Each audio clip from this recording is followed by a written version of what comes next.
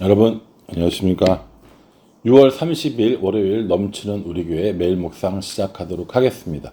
오늘 본 말씀은 역대상 29장 20절부터 30절까지 말씀입니다.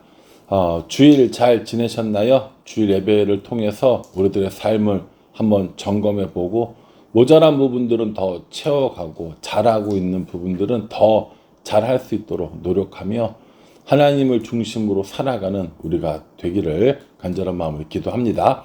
오늘 6월 30일이고요. 6월의 마지막 날입니다. 이제 7월 달이 되면 요한계시록 살펴볼 거고요. 오늘까지 해서 역대상을 마무리합니다.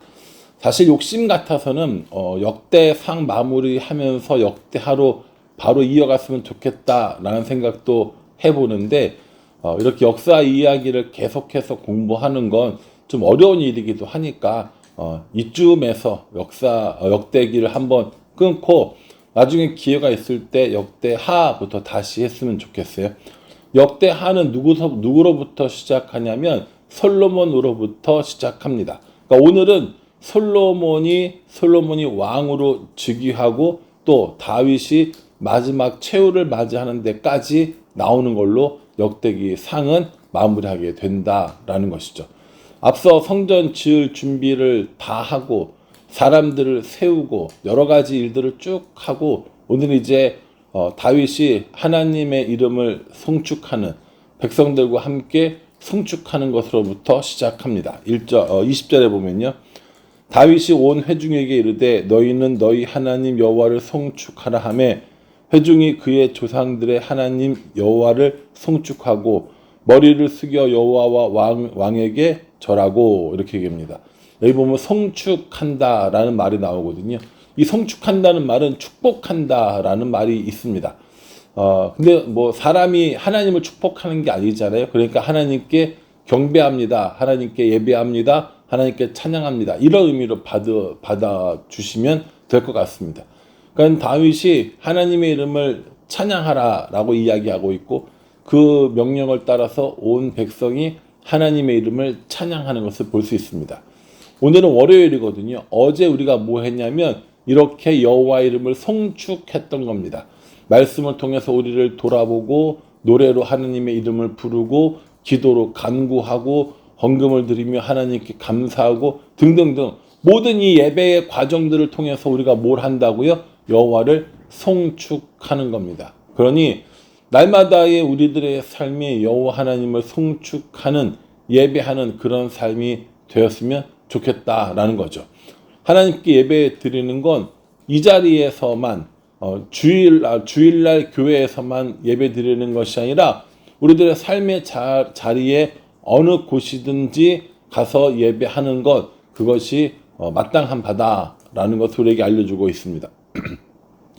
많은 사람들이 함께 모여서 하나님을 찬양하고 여러 가지 제물을 드리는 모습을 보고요. 또요. 22절에 이날에 무리가 크게 기뻐하여 여호와 앞에서 먹으며 마셨더라. 무리가 다윗의 아들 솔로몬을 다시 왕으로 삼아 기름을 부어 여호와께 돌려 주권자가 되게 하고 사독에게도 기름을 부어 제사장이 되게 하니라. 이렇게 얘기합니다. 무리가 크게 기뻐하면서 여호와 앞에서 먹고 마셨는데 여기 뭐라고 나오냐면 다윗의 아들 솔로몬을 다시 왕으로 삼아 이렇게 나오거든요. 다시 왕으로 삼는다는 게 어떤 의미인가 라고 물어보신다면 이게 역대기에 보면 열왕기에 보면 왕으로 등극하는 것이 한 번 나오는데 역대기에는 2번 즉위식을 치른 것으로 나옵니다.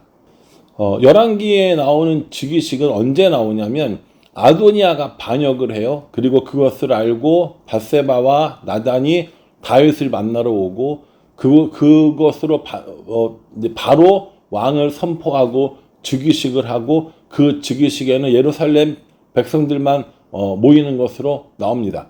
근데 오늘 역대기에 보면 그 즉위식이 한 번 더 있었다라는 것을 알려주고요. 그건 이제 이 즉위식을 통해서 공식적으로 온 백성들에게 솔로몬이 왕으로 임명되었음을 즉위했음을 보여주고 있다라는 겁니다.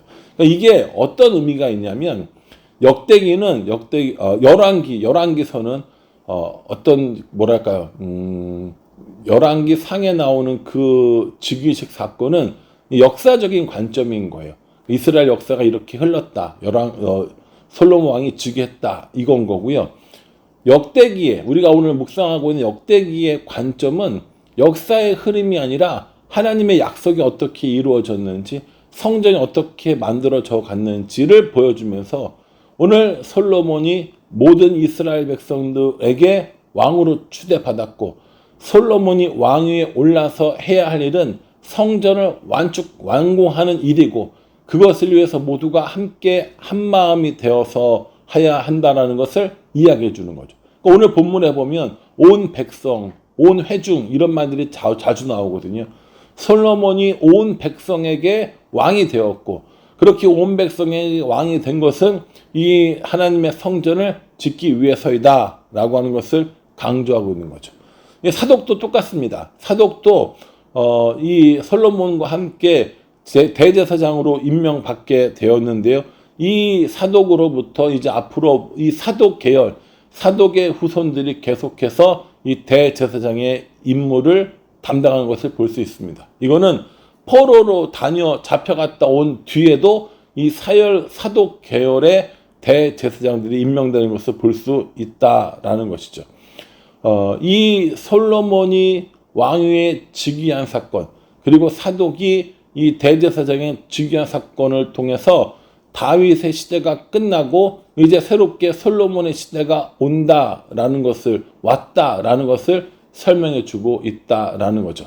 그리고 나서 이제 26절에 이새의 아들 다윗이 온 이스라엘의 왕이 되어, 27절이요. 이스라엘을 다스린 기간은 40년이라 헤브론에서 7년간 다스렸고 예루살렘에서 33년을 다스렸더라. 이렇게 이야기합니다. 이새의 아들이었고 목동이었던 다윗이 하나님의 부르심을 받아서 온 이스라엘의 헤브론에서 7년 그리고 온 예루살렘에서 33년을 다스리는 40년 동안의 이 왕 위에 있었던 이야기들을 쭉 해주는 거죠. 여러분, 다윗은 목동에서부터 왕에까지 올라간 사람들입니다. 사울에게서 쫓기던 시간들이 있었고요. 골리앗과 싸우던 시절이 있었고요.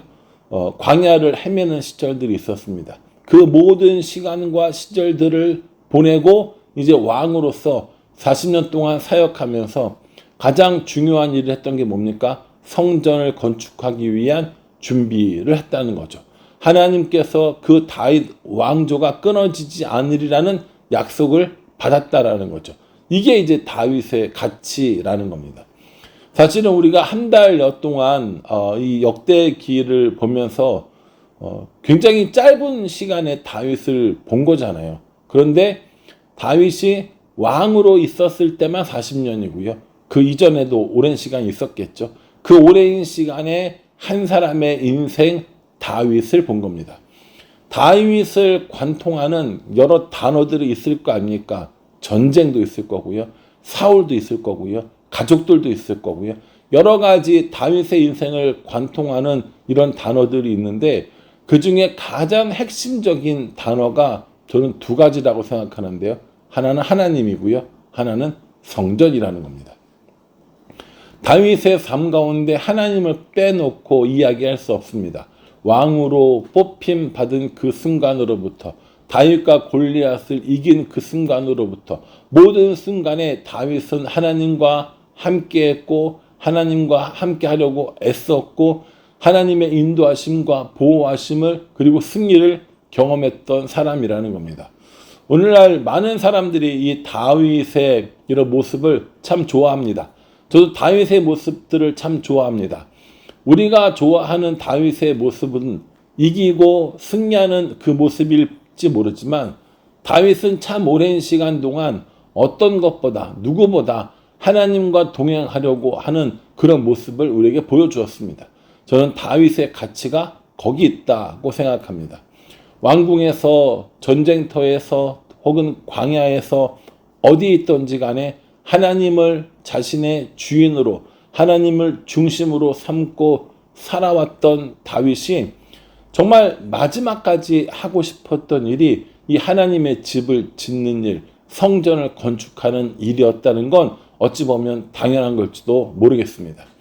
이렇게 하나님을 구하고 하나님을 사모하는 다윗에게 하나님께서는 다윗의 언약이라는 놀라운 약속을 해주셨고 그의 아들 솔로몬을 통해서 아름다운 성전을 짓는 이런 약속을 지켜주셨다라는 겁니다.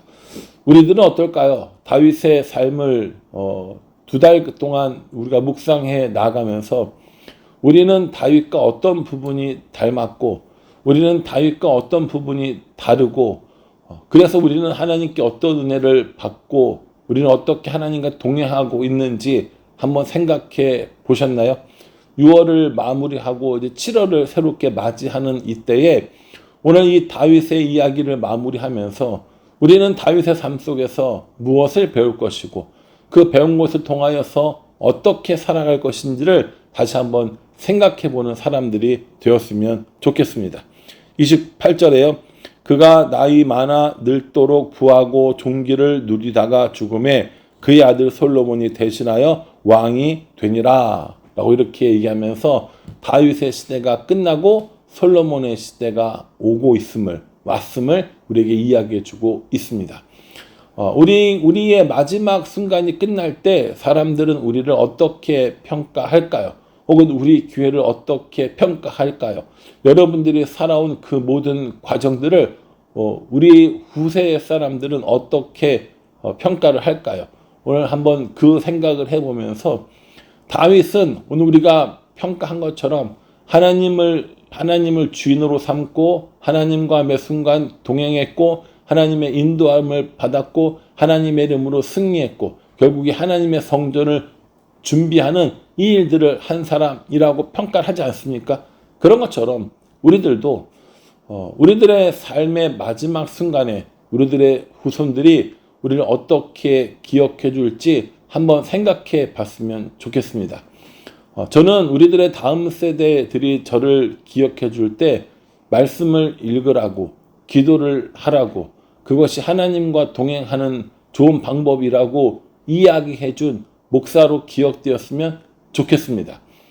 그 목사님이 잘생겼다, 그 목사님이 웃겼다, 그 목사님이 뭘 잘했다, 뭘 못했다 이렇게 기억되는 사람이기보다는 하나님과 동행하기 위해서 말씀을 읽고 기도하는 것이 정말 중요하다라고 가르쳤던 그런 목사로 기억됐으면 좋겠다라는 생각을 해봅니다. 그래도 비교적 재미있게 역대기를 묵상한 것 같습니다. 내일부터 시작되는 요한계시록 만만하진 않지만 그래도 이번 기회에 요한계시록을 한번 진지하게 고민해 보겠다라는 마음으로 공부를 하면 더 좋겠다라는 생각을 해봅니다. 역대기 묵상하시느라 수고하셨고요. 내일부터 시작되어지는 요한계시록도 기쁜 마음으로 함께 묵상했으면 좋겠습니다. 다윗의 삶을 통해서 이스라엘의 삶을 통해서 우리 자신을 돌아보고 다윗처럼 하나님을 사모하고 하나님을 기대하고 하나님과 동행하며 살아가는 우리 모두가 되기를 주님의 이름으로 축복합니다. 기도하겠습니다. 하나님, 다윗은 하나님을 주인으로 삼고 하나님 중심으로 이 세상을 살아간 대표적인 사람인 것 같습니다. 우리도 다윗처럼 그렇게 살았으면 좋겠습니다. 하나님이 이기게 하셨고 하나님의 인도하심을 구하며 하나님을 사모하고 사랑하는 그 다윗의 마음이 오늘 우리들의 마음과 같을 수 있도록 은혜 베풀어 주시옵소서. 우리도 그렇게 하나님을 사랑하며 사모하는 사람들 되어질 수 있도록 축복하여 주시옵소서. 예수님의 이름으로 기도합니다. 아멘. 여러분 역대기 묵상하시느라 수고 많이 하셨습니다. 다윗의 삶을 통하여 배운 것들이 우리들의 삶 가운데 아름답게 적용되어지기를 간절한 마음으로 기도하겠습니다. 감사합니다.